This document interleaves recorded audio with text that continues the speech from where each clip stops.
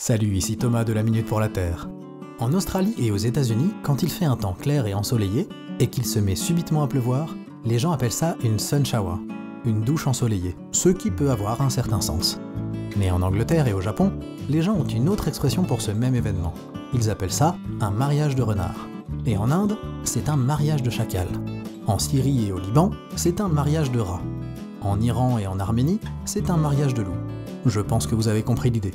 L'expression est très commune, bien qu'aujourd'hui plus personne ne se souvienne du lien entre pluie et soleil simultanés et les rites nuptiaux des animaux. Une question plus large est alors, pourquoi est-ce que les animaux jouent un rôle si éléphantesque dans nos expressions de tous les jours ? Il pourrait être tentant de penser que c'est parce que les animaux ont des caractéristiques bien définies et des comportements faciles à souligner. Par exemple, tout le monde sait que les singes sont bêtes et les chouettes sont sages. Sauf que ce ne sont des expressions qu'en pays anglophones. En Chine, les singes sont considérés comme royaux, et en Inde, traiter quelqu'un de chouette veut dire qu'on pense qu'il est bête.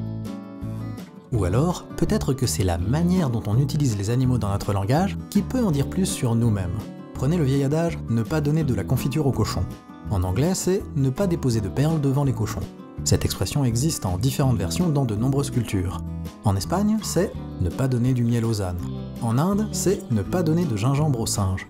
Et au Japon, c'est « ne pas donner de pièces aux chats ». On dirait que les humains sont globalement d'accord sur le fait qu'il ne faut pas donner quelque chose de bon à quelqu'un qui ne saura pas l'apprécier, mais l'animal qu'on utilise dans cette expression dépend de la culture dont on vient. Et cela est vrai pour tout un tas d'expressions. Un Américain dirait « ne compte pas tes poules tant qu'elles n'ont pas éclos », pour avertir quelqu'un de ne pas trop prendre d'avance.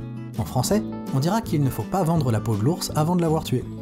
Et tandis qu'un anglais pourrait dire que « on a beau mettre du rouge à lèvres à un porc, c'est toujours un porc », un espagnol pourrait plutôt dire que « un singe habillé de soie est toujours un singe ». Et là où un américain pourrait dire d'une personne excentrique qu'elle a des chauves-souris dans le clocher, on dira plutôt qu'elle a une araignée au plafond en France. Cependant, même si on n'utilise pas tous les mêmes animaux de la même façon dans nos langages, les humains adorent ces expressions animales tout autour du globe. Si ce n'est pas votre cas, c'est que vous êtes un mouton noir. Ou bien, comme on dit en Russie, un corbeau blanc.